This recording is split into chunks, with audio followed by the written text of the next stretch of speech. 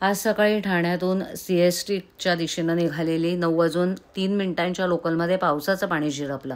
त्यामुळे महिला प्रवाशांना छत्री उघडून प्रवास करावा लागला. काही महिलांनी डोक्यावर प्लास्टिकची पिशवी अडकवून पावसापासून आपलं संरक्षण करण्याचा प्रयत्न केला.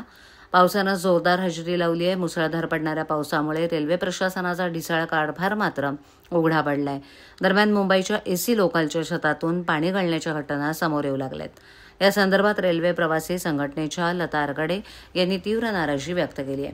मध्य रेल्वेच्या यापूर्वीच्या नॉर्मल लोकलमध्ये ही गळक्या छताचा इतक्या मोठ्या प्रमाणात त्रास उद्भवल्याचं पाहण्यात आलं नव्हतं. परंतु AC लोकल ही अत्यंत उच्च दर्जाची सेवा देणारी लोकल मात्र गळकी असेल तर त्याचा त्रास प्रवाशांना अधिक होतो.